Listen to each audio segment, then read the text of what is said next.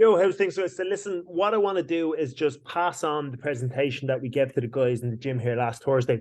We were meant to, on the day, film this with the guys in the room. We had a little bit of an issue with the camera. So what I said is I'd film this on Zoom and then I can just send everybody on a link. So I'm going to try to be respectful of people's time, try and get through this efficiently.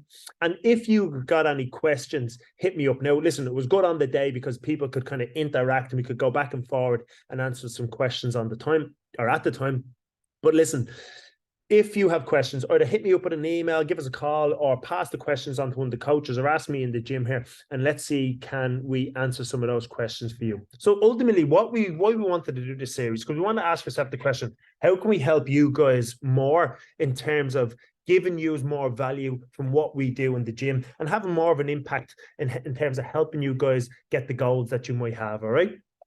So ultimately, we wanted to start this off as number one in an education series, because sometimes for us as the coaches, I suppose we have the course of knowledge, meaning that, you know, when it comes to training or when it comes to nutrition, the stuff that we know, you kind of sometimes assume, oh, look, this is, you know, everybody knows this stuff. And obviously not everybody knows what we know within our little envelope or within our bubble, all right? So we want to start this off and kind of continue this education series on. And ultimately, if you guys have more knowledge around your own health and around your own fitness and around nutrition, you can make more informed choices personally for yourself, okay?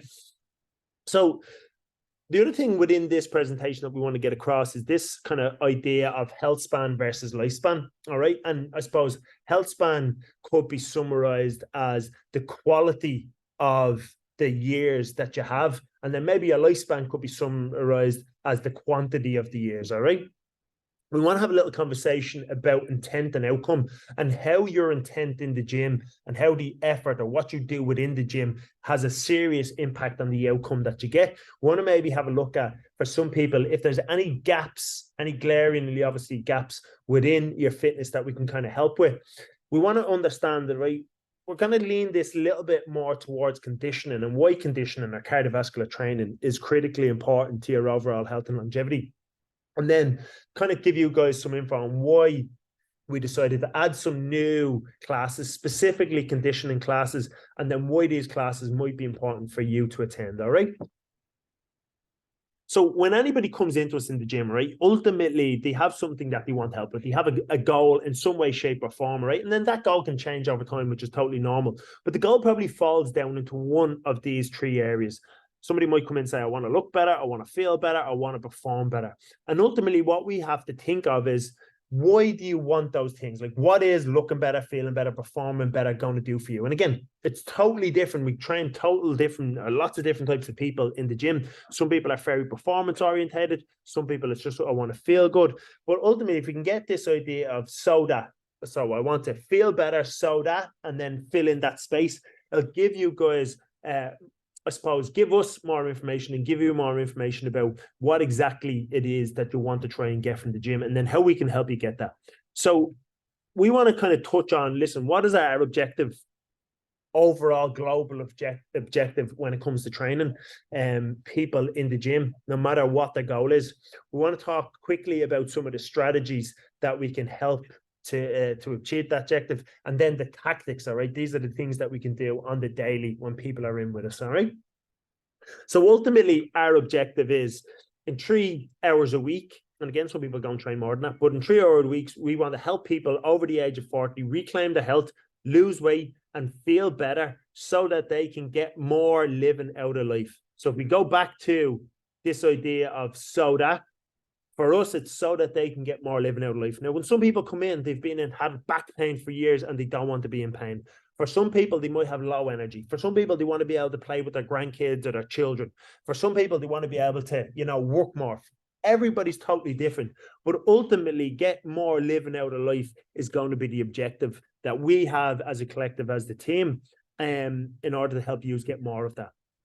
So when we're looking at this graph here, basically what we want to have a think about is, you know, I think we all understand when you're a baby, there's not a lot you can do. So there's a line here, this kind of zone here, which is this orangey color, which is the threshold of low physical performance. So when you have low physical capacity or low physical performance, what you can actually do for yourself physically is totally reduced. So if you think about, you know, when we're children, we gain more and more strength, more and more fitness, more and more muscular strength. And then we get up to this point where there's some point in our life where we peak, all right? We're at the peak of our physical performance. And then we start to slowly decline until we reach a point where we've got this low physical performance. We might have to start getting a little bit more help.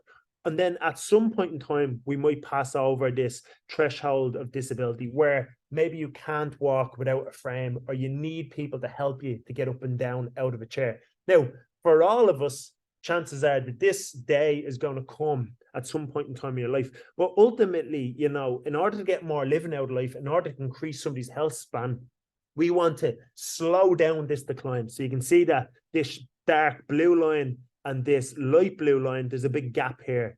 All right. And this gap represents somebody's strength or somebody's capacity. All right. And if we can build a bigger capacity, if we can build a bigger engine for the people that we train, the likelihood, or statistically, this point is going to decrease. We're going to push out further and further and further the time that you're going to need somebody to help you get up and down out of a chair, for example. All right. In terms of health span, lifespan, when we look at, you know, when I was doing some research for this, I looked a lot to Dr. Peter Attia and his book Outlived, which is kind of new. I've spoke to some of the clients about this. I've actually gave a few of the clients a copy of it. But within that, there's some statistics showing that from the 1900s to the present day, they looked at people's health spans and they looked at people's lifespans. And when they took out, you know, deaths that came from diseases that we've kind of wiped out via, you know, medications or things that we've wiped out because of vaccinations, the actual difference in people's health span or people's lifespan in the last 120, 130 years is very, very small. So this line here shows, you know, listen, we've got 100% in terms of your health span, and there's going to be this decline over the course of our life. And then what he calls medicine 2.0, so this is medicine from the last 70 years or so, there's only really affected people. So if I get this little flasher on here, it's only really affected people in the last kind of years of their life, where it's pushed out people's lifespan, all right, because maybe, you know, they're taking medications or they're doing various medical interventions, but it's not really increased their health span. So his objective with medicine 3.0, and the big part of medicine 3.0, is to use physical activity and exercise to increase people's health. What he wants to do is increase your envelope or increase your capacity of your body, increase your health span, so you can go out there and live a much better life and do whatever the hell it is you want to do with that health. All right. So I hope that makes sense. So again, very often we have this idea, you know, I suppose really in the Western world, that as we age, we're going to end up, you know, at some point in time, like this picture on the right. Okay. Where the reality it is that, you know, aging and getting older, yes, our function will decline somewhat, but it doesn't mean that we have to get to a point one day where we can't look after ourselves. So you see this guy over here on the left, you know, he's fit, he's healthy looking, he's strong looking, he's lean, he's out there. These two people are of a similar age, and he's out there still using his body, using the capacity that he's built over a lifetime to do the things that he wants to do with his life. And you can imagine these two people of similar age have a total different lifestyle, even though they're kind of the same age. All right. So when we're talking about this idea of health span, there's kind of three big things, piece of the puzzle that we're looking at. Number one is our cognitive function. Number two is our physical, all right, our physical body, our structural function. And then number three is our emotional function. So all these three components together give us our health span. If we were missing one of these things, all right, yes, you could still be alive, but you would not be healthy. So these are the things that we want to think about. Now, within Dr. Peter Attia's book, Outlived, he talks about these idea of the the 4 horsemen of disease, okay? And he kind of comes up with the statistic here that over 80% of deaths in people over the age of 50 who do not smoke come from one of these 4 horsemen. So the 4 horsemen are these. The number one is going to be cardiovascular disease. Number two is going to be some form of cancer. Number three is neurodegenerative disease, so things like Alzheimer's. And then number four is a kind of catch-all, where it's foundational diseases. And these kind of go on a spectrum from like insulin resistance to fatty liver disease to type 2 diabetes, all right? So 80% of people will die that are over the age of 50 will die from one of these 4 diseases. So in terms of us thinking, right, and you know, doctors that work in this space, but what impact can we have? What is the strategy? Well, look at the number one way to live a longer and healthier life is to delay the onset of one of these chronic diseases. So, you know, genetically, we can be predispositioned to these diseases, but how you live your life on a daily basis will accumulate and can impact, what we might call a modifiable variable, can impact when these diseases are going to come about, okay? So if we're looking on the left here, we just look at, there's various different cancers can be associated with overweight or obesity. If we look on the right here, there's, although I'll move this over for a little bit, although there's a huge amount of information on this, basically what we want to get across here is that as your energy intake, so the food we take increases, our energy expenditure can decrease, our physical activity can decrease, our sedentary time can increase, and our vigorous exercise can decrease. And if you look at the flow down from these things, our visceral fat can increase, so that's fat in around our organs, our fat around the liver can increase, our fat around the heart can increase, our fat internal in the muscles can increase, and a whole host of other things. And the downside consequence of that is insulin resistance and inflammation goes up. And as the inflammation and insulin resistance goes up, there can be an increased risk of cardiovascular disease. So what we do now can impact, you know, the likelihood of somebody gaining weight, the likelihood of somebody getting one of these cancers, the likelihood of somebody increasing their risk. And again, we're talking about risk factors, the likelihood of somebody increasing the risk of cardiovascular disease. So even when it comes to cognitive health, all right. So Dr. Peter Attia, one of the quotes that I took from his book is, exercise hands down is the best tool we have in the neurodegenerative prevention toolkit. So when you're looking at this graph here on the right, it's like there's a lot of information on there, but basically what they've done is a study where they got people to test their grip strength. So they got a grip dynamometer, which is basically like 2 handles which you try and squeeze together, and then it gives you a readout in kilos or in pounds or whatever of what your grip strength is.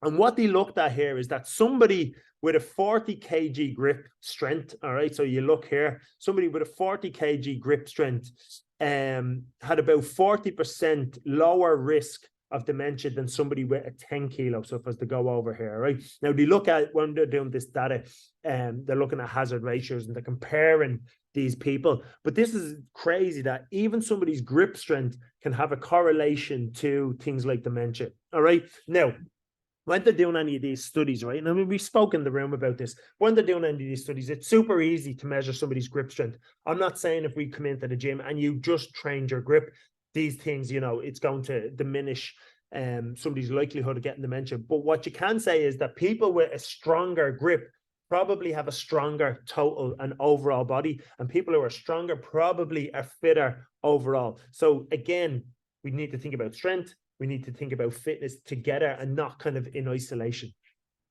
There was this study specifically on strength, all right? So this one was, the previous one was grip strength and then cognitive decline. This one was specifically on strength. So there was 4,500 subjects aged 50 years and over, and they followed and tracked these people for 10 years. And what they found was that when they compared the people with the lower muscle mass to the people with the higher muscle mass, the people with the lower muscle mass were at a 40 to 50% greater risk of all-cause mortality, basically meaning that those people were at any point in time over the course of those next 10 years, these people were 40 to 50% increased risk of dying from anything, you know, any disease or anything in terms of over that period of time. So when they looked at this, all right, and they looked at both, so that was just strength, but when they looked at, or sorry, that was muscle mass, but when they looked at muscle mass and strength plus metabolic syndrome, the people who had the lower muscle mass, the lower strength plus metabolic syndrome had a 3 to 3.33 times greater risk of all-cause mortality over the course of that next 10 years, which is crazy, all right? So this is the thing when we're looking at muscle. Now, this is not bodybuilders. We're not talking about, people coming in and getting huge, big biceps. We're talking about normal levels of muscle mass here.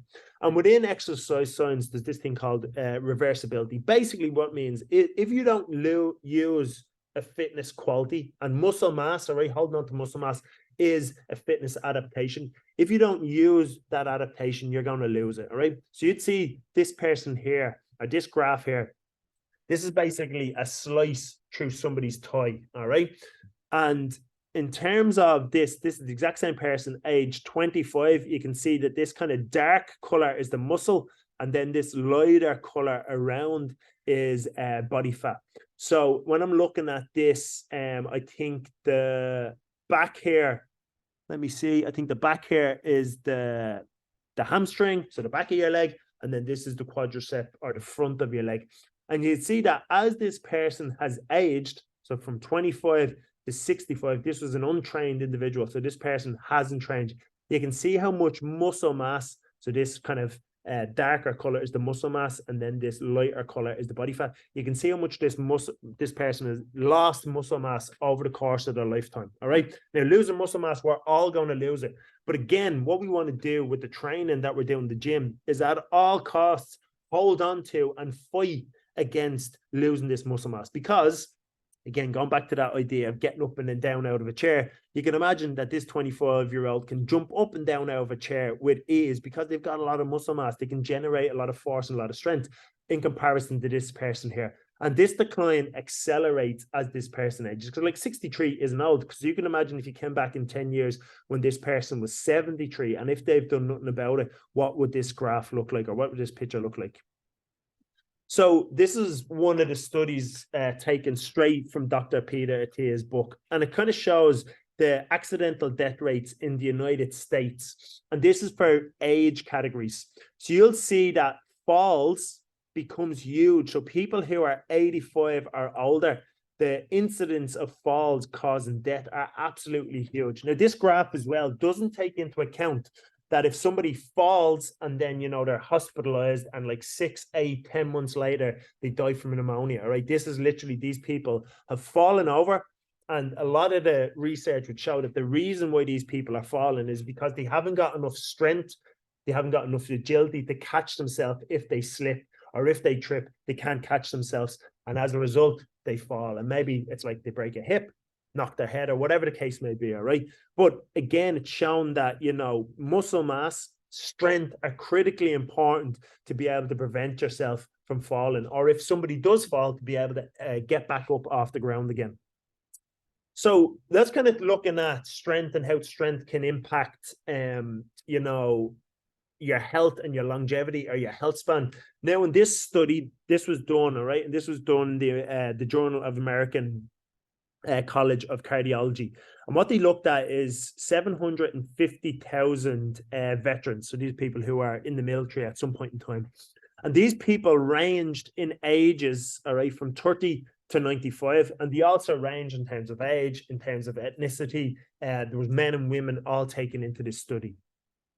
So what they done is they measured all these people's fitness levels. They measured a VO2 max, all right? And what they then done is we put each of these people, or all the people, kind of in categories from the least fit to the most fit. And what they found is that the least fit, the bottom 20%, so people who are in the bottom 20% of fitness had a 4.09. So let's say 4 times greater risk of dying than a person in the top 2% of their age group. So the fittest people up the top and the least fit people down the bottom, at any point in time, the likelihood of one of those people dying from any cause was 4 times greater, which is absolutely crazy.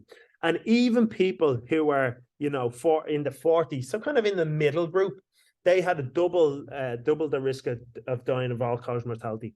So look at the conclusions of this study. I suppose, like when I read this, or when I was reading this originally, I was like, holy shit, I didn't expect to be that much of a difference, all right? And the conclusion from this study is, any amount of cardiorespiratory fitness change, all right? So impact, even a small change in this can have big changes on somebody's mortality risk and has considerable clinical and public health significance, all right? So if we're thinking about like your VO2 max, basically this is how much oxygen you can take in, all right? The amount of oxygen you can take in and utilize in around your body.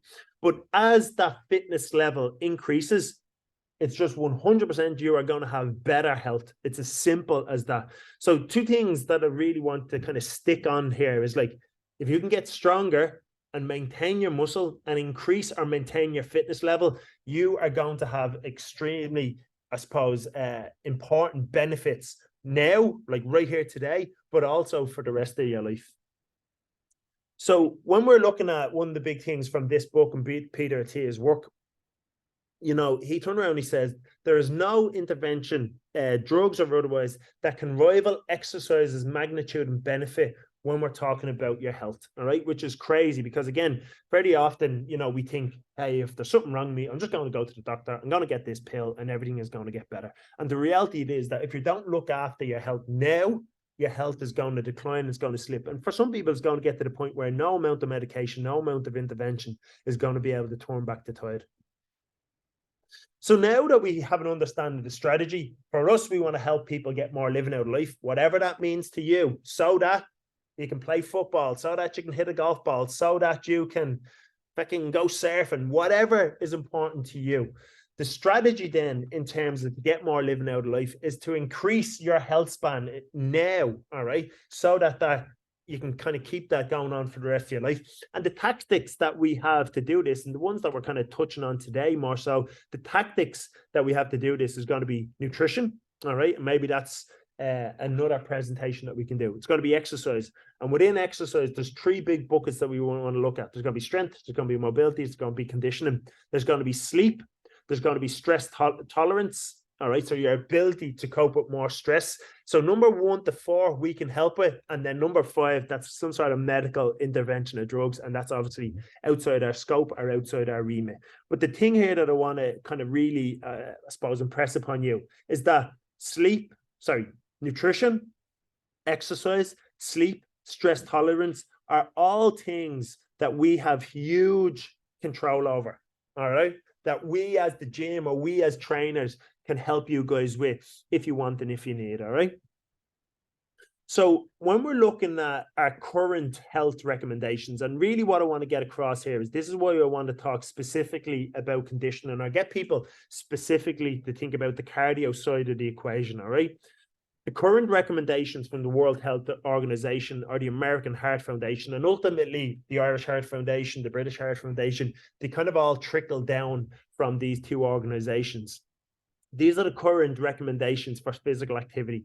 So get at least 150 to 300. Now, this 300 seems to have popped in, all right, because traditionally it was 150 minutes of moderate intensity aerobic activity. But for some reason, and I suppose, well, not for some reason, it's obvious, the more physical activity we get, the better the health benefits are. So they've increased this up to 300 minutes of intense aerobic activity, or 75 minutes per week of vigorous aerobic activity. So if you're thinking of, I go for a walk or whatever, if you're not slightly breaking a sweat or your heart rate's not elevated, that wouldn't count as, you know, moderate intensity exercise, all right? So for me, let's say, for example, or for a lot of the people in the gym. Now, if you got somebody who's never done any exercise in their life, going for a little walk could change that, all right?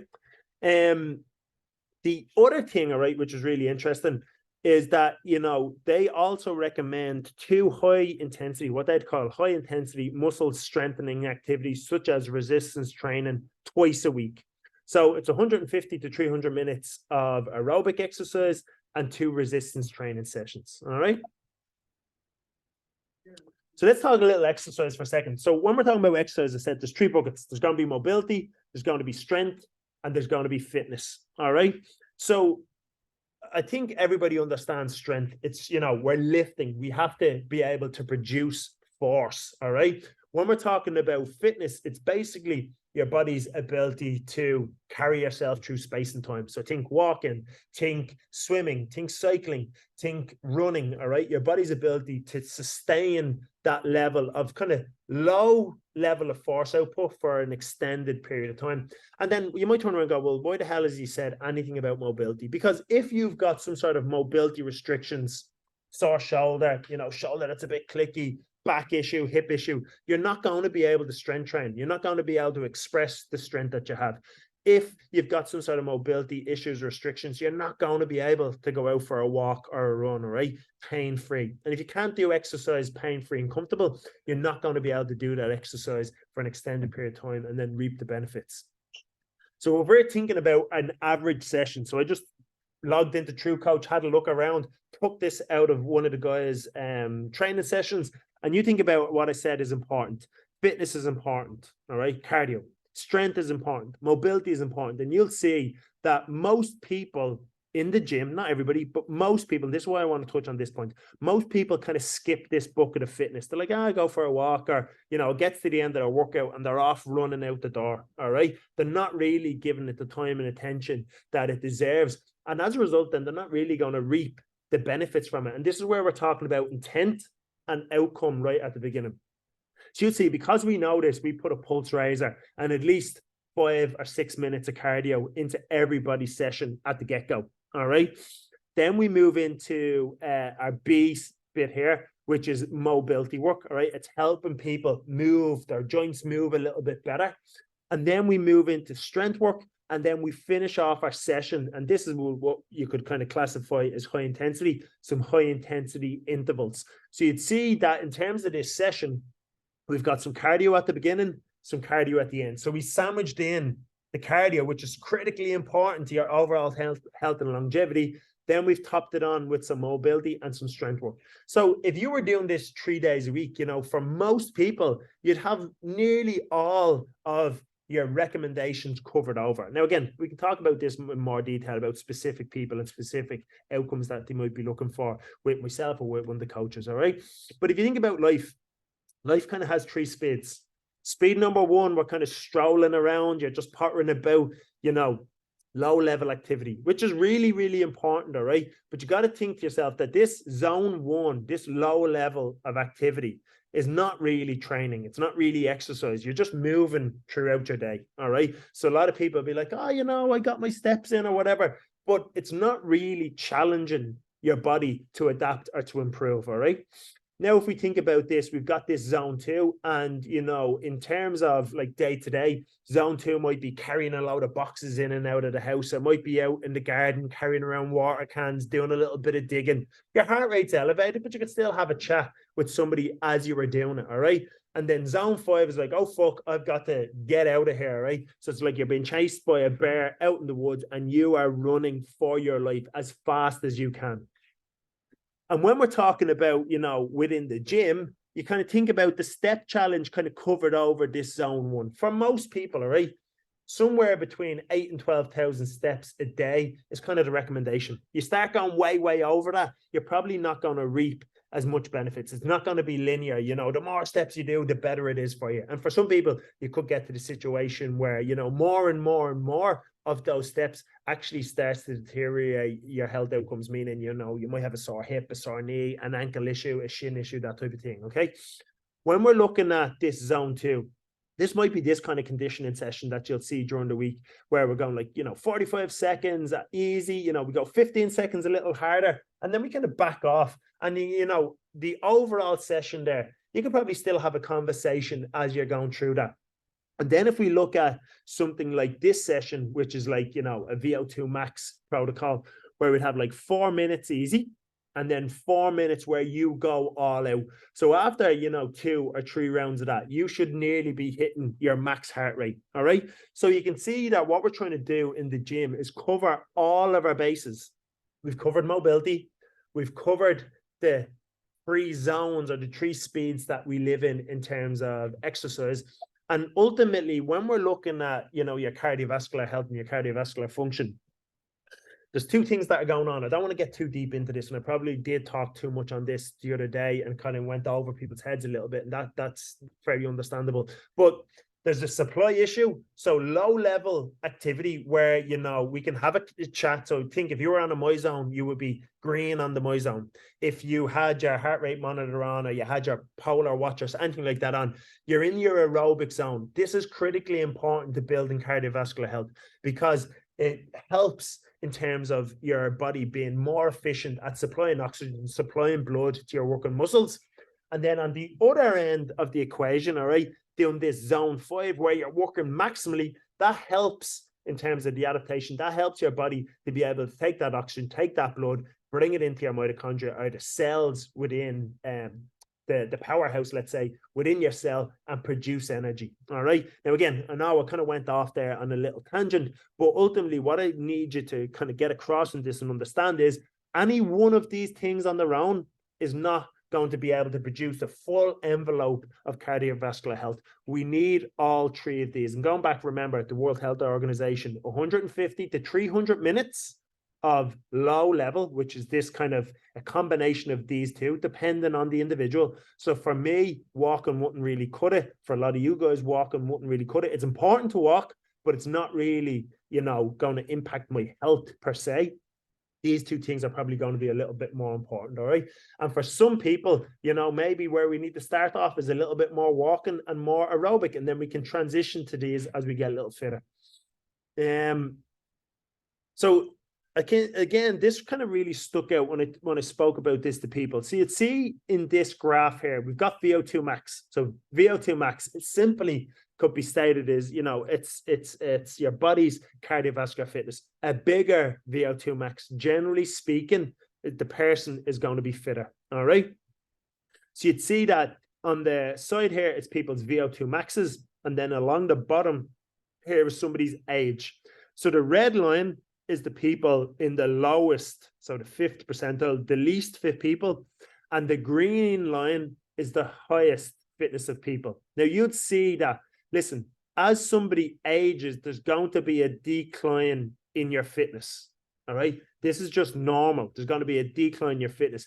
But here's the thing.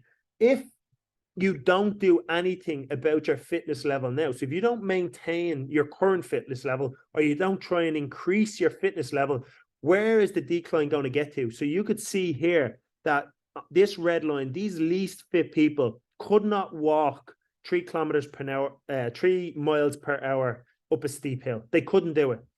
They could not. So again, these people, like if this person's 65, they could not walk 3 miles per hour up a slight incline. So what's that going to mean for these people? They're either not going to be able to walk up a hill, or they're going to have to keep stopping and starting and stopping and starting. So the point that I want to try and get across here is that if you don't maintain or try and increase your fitness level, your strength level, your muscle mass now, it's only going to get worse as we age. And again, we're not trying to build super athletes. We're not trying to tell everybody you have to come to the gym, 10 hours a week. 3 hours a week is all the investment that you need to get most of these fitness qualities, all right? Most of these adaptations.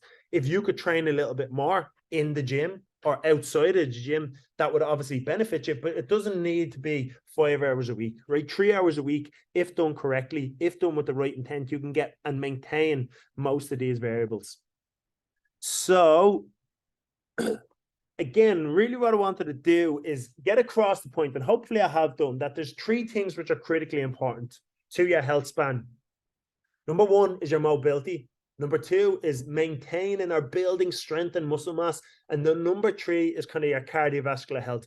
And here's the thing, it's like that cardio piece, I understand, can be hard to do on your own, all right? It's much easier to do in a group environment. And that's why we're going to start putting on some group conditioning classes in the gym. I know Holly sent out an email about it. If you're looking to next week, you'll see it on the app. So you can book into one of those fitness classes or one of those conditioning classes if the idea of doing this kind of stuff on your own isn't really appealing to you. Now, guys, the objective of this wasn't to try and like scare people in any way, shape, or form, right? It wasn't like, oh my God, all these bad things are going to happen if you don't train more. That's not the objective in any way, shape, or form. The objective is to try and turn around and go, hey, listen, what you're doing in the gym is great. And with a little bit more focus or a little bit more intent, especially around this conditioning piece, for a lot of people, what you're going to do for your health and your longevity is just going to skyrocket, all right? And maybe like, listen, 3 questions to ask yourself. I kind of asked the guys these the other day. If you're thinking about where you need to focus your attention within how we can help you in the gym, here's maybe some questions to think about, and come back to us if you've got any questions. So the question is this: listen, are you undernourished or overnourished? And for some people, undernourished is like, hey, listen, I'm underweight, or my energy levels are always low, or I can't maintain my muscle mass, or I feel like that I'm losing muscle tone. So we could help there in terms of, right, give this person, talk to this person about nutrition in terms of how we can get them back to optimal. Somebody who's overnourished, they might come in and say, hey, listen, I've gained a little bit of weight and I want some help with it. All right. So again, we can have that conversation. Is somebody under muscled or adequately muscled? And again, this is going to be gearing towards what type of training program and what you might do with the time and energy that you have in the gym. And then maybe the third question: are you metabolically healthy or not? And basically, again, this is different for everybody, but if you find yourself huffing and puffing, going to run up the stairs, just think whatever age you are now, that will only decline unless you do something about it. All right. And listen, we want to be able to help you with all those things. So hopefully that has got the point across. And if anybody has any questions, please hit me up. All right, guys. Peace out. Pause, share, stop sharing, and then end.